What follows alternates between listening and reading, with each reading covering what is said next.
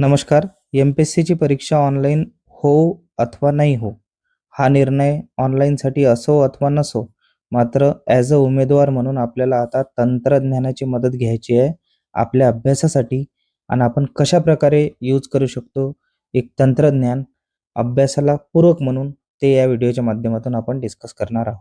सर्वात अगोदर हे जे टेक्नॉलॉजी आहे, मी जे तुम्हाला पुढे सांगणार आहे, यांचा वापर आपण कसा करावा याबद्दल आधी बघून घ्या.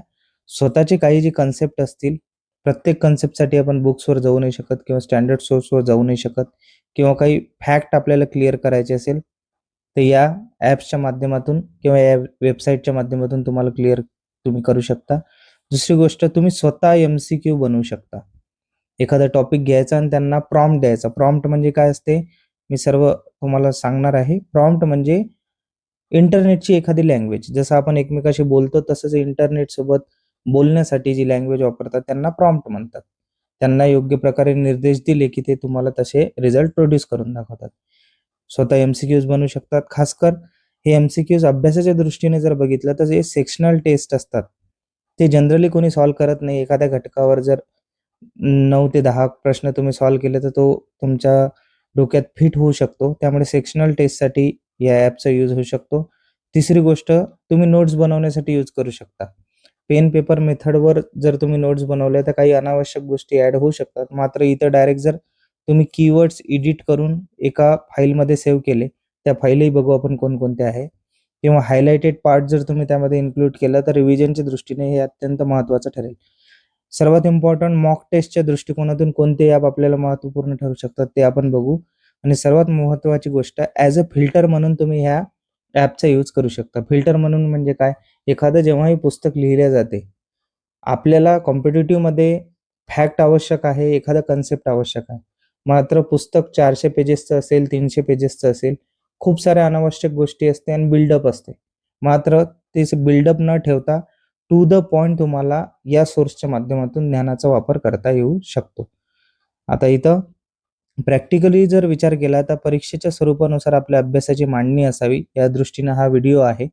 दुसरी गोष्ट ऑनलाईन मोड जर परीक्षा घ्यायचं ठरवलं तर आपल्याला ऑनलाईन मोडचं प्रॅक्टिस व्हायला पाहिजे या दृष्टिकोनातून हा व्हिडिओ आणि तंत्रज्ञानाचा वापर आपल्याला आता ठरलेलाच आहे की करावा लागेल, त्यामुळे हा व्हिडिओ आहे. चला तर मग डायरेक्ट सुरुवात करूया. माध्यम आणि उपलब्धता यांचा जर विचार केला तर तुमच्याजवळ कदाचित मोबाईल असेल, 100% असेल किंवा डेस्कटॉप म्हणजे कॉम्प्युटर्स असेल तुमच्याजवळ, कोणाजवळ लॅपटॉप असेल किंवा टॅबलेट असेल. या माध्यमातून आपण यूज करू शकतो हा सोर्स किंवा ज्यांच्याजवळ नसेल त्यांच्या मित्राकडे असू शकतो. पुढे चालूया. आता हे आहे ॲप क्लॉड AI जे अँथ्रोपिकनं डेव्हलप केलं. ChatGPT सर्वांना माहीत आहे. जेमिनाय Googleचं, नोटबुक LM हे सर्वात विश्वासार्ह आहे. ठीक आहे. नोटबुक LM आणि परप्लेक्सिटी AI हे झाले सरफेस लेवलचे जे जास्त पॉप्युलर आहे. या माध्यमातून अभ्यास कसा करायचा आपण आता बघणार आहोत. सर्वात अगोदर Google तुम्ही डेली यूज करता आणि Googleचंच Google जेमिनाय यूज करता. आता या दोघांमधला पहिला फरक समजून घ्या. जेमिनाय तुमचं समजा तुम्हाला जर तुम्ही जर एखादा प्रॉम्प्ट टाकला त्यामध्ये की मला 1857च्या उठावा संदर्भात 10 एम-सी-क्यूज बनवून द्या. तर हे प्रोसेस करून तुम्हाला एम-सी-क्यूज बनवून देईल. म्हणजे हे क्रिएट करत आहे तुमच्यासाठी माहिती. ओके. आणि माहिती कशी क्रिएट होते ते पॅटर्न्सवरून ठरतं. मात्र Googleमध्ये जेव्हा तुम्ही सर्च करता की 1857चा उठाव, तर ऑलरेडी त्यावर खूप साऱ्या लिंक्स असतात. ते फक्त इंडेक्स करून तुम्हाला दाखवते की यामधली कोणती माहिती महत्त्वपूर्ण आहे. ह्या दोनपैकी जास्त रिलायबल आहे Googleला. दुसरी गोष्ट तुम्ही वापरू शकता जीपीटीचा वापर सर्वांनी केला असेल. एखादी माहिती इत्थंभूत आपल्याला घेण्यासाठी होतो. त्याचप्रमाणे परप्लेक्सिटी AI आहे आणि इतर ॲप आहे. मात्र या सर्वात जर तुम्हाला ऑथेंटिक सोर्स पाहिजे असेल तर तो आहे नोटबुक LM. आता नोटबुक LM तुम्ही पहिल्यांदा ऐकत असाल किंवा काय? आता नोटबुक LM आपल्याला जर ॲपच्या स्वरूपात बघायचं असेल तर असं दिसते नोटबुक LM. आता नोटबुक LM मध्ये वैशिष्ट्य असे आहे की तुम्ही एखाद्या यूट्यूबची लिंक किंवा एखादा तुम्ही पॅराग्राफ जर Googleवर वाचत असेल त्याची लिंक हे डायरेक्ट त्यामध्ये पेस्ट करू शकता आणि त्या माध्यमातून नोटबुक LM तुम्हाला त्याचा सारांश तयार करून देऊ शकते. त्याचप्रमाणे त्याचे क्विज तयार करून देतील. त्याचप्रमाणे इन्फोग्राफिक्स तयार करून देतील. इन्फोग्राफिक्स म्हणजे काय? म्हणजे ते चित्राच्या स्वरूपात तुम्हाला तयार करून देतील, किंवा तुम्ही जर ब्लॉग लिहित असाल तर त्याबद्दलची माहिती नोटबुक तुम्हाला देईल. आता ही जेव्हा, किंवा यामध्ये तुम्ही डायरेक्ट सर्च केलं, समजा मी असं एखादं सर्च केलं की व्होल्कॅनोचे टाइप्स कोणकोणते आहे, तर एकूण 10 ते 12 वेबसाईट तो दाखवेल तुम्हाला, आणि तुम्हाला प्रॉम्प्ट द्यावं लागेल की यांचा मला सारांश देऊन द्या किंवा यांची मला इन्फोग्राफिक्स देऊन द्या. तर सर्वात जर ऑथेंटिक या ॲप्समध्ये सोर्स असेल तर नोटबुक LM आहे. पुढे चालूया. आता गुगलवर आपण येऊ. जर ते ॲप तुम्हाला यूज करायचं नसेल किंवा थोडं अवघड वाटत असेल तर गुगलवर तुम्ही काय सर्च करू शकता एखाद्या टॉपिकबद्दल. कोणत्याही टॉपिकला तुम्ही विकिपीडियावर टाका आणि त्याचे फर्स्ट 2 पॅराग्राफ वाचा. मॅक्झिमम चान्सेस आहे तिथून क्वेश्चन येतील. दुसरी गोष्ट, गव्हर्नमेंट वेबसाईट सर्वांना माहिती आहे कोणत्या वापरायच्या, ते मी नेक्स्ट याच्यात सांगतो. त्या खूप ऑथेंटिक आहे. आणि बालभारतीची वेबसाईट आपल्या जे स्टेट बोर्डचे बुक्स आहे ते बुक्स तुम्हाला त्या माध्यमातून PDF स्वरूपात प्राप्त होतील. हे इम्पॉर्टंट आहे, तुम्ही लिहून घेऊ शकता. बालभारती, गव्हर्नमेंट वेबसाईट आणि विकिपीडिया. आता यामध्ये गव्हर्नमेंट वेबसाईटचा जर विचार केला तर PIB एक वेबसाईट आहे, प्रेस इन्फॉर्मेशन ब्युरो. गव्हर्नमेंटचे जेवढेही प्रेस रिलीज असतात ते PIBच्या मार्फत होतात. आता PIB मध्ये तुम्हाला 3 ते 4 गोष्टी लक्षात घ्यायच्या आहे. सर्वात अगोदर डेली तुम्ही फॉलो करू शकता, पहिली गोष्ट. किंवा डिसेंबर ते जानेवारीच्या दरम्यान इयर एंड रिव्ह्यू म्हणून असते प्रत्येक मिनिस्ट्रीचा, तो तुम्ही डायरेक्ट डाउनलोड करून अभ्यासू शकता PIBच्या माध्यमातून. हा सोर्स UPSCच्या चेअरमॅनने सुद्धा कोट केला आहे, त्यामुळे हे लक्षात ठेवा. दुसरं आहे PRS इंडिया म्हणून आहे एक वेबसाईट. PRS इंडियामध्ये रिसेंटली पॉलिटीच्या संदर्भात कोणकोणते बिल्स आलेले आहेत, कोणकोणते बिल्स येणार, पॉलिसी डिसिजन कसं चालते, याबद्दल न्यूट्रल वेनं तुम्हाला व्ह्यू दिलेला असेल. याच माध्यमातून तुम्ही बजेट सुद्धा अभ्यासू शकता. तुम्ही ह्या वेबसाईटला जरूर व्हिजिट करा, PIB PRS इंडिया. दुसरी गोष्ट, विकासपीडिया म्हणून एक ॲप सुद्धा तुम्ही डाउनलोड करू शकता, किंवा डायरेक्ट गुगलवर सर्च केल्यावर विकासपीडिया म्हणून येते. स्कीमच्या संदर्भात खूप इम्पॉर्टंट आहे विकासपीडिया. ह्या झाल्या 3 गोष्टी. पुढे चालूया. वेबसाईटच्या संदर्भात सांगितलं, यामध्ये PIB झाला आहे, PRS इंडिया, विकासपीडिया आणि ज्ञानकोश म्हणून आहे. हे फ्री सोर्सेस आहे. यामध्ये तुम्हाला ऑथेंटिक माहिती किंवा NIOS, त्याचप्रमाणे NCERTs ह्या वेबसाईट तुम्ही डायरेक्ट ॲक्सेस करू शकता. आता ह्याच वेबसाईट कशाला सांगितल्या आहे?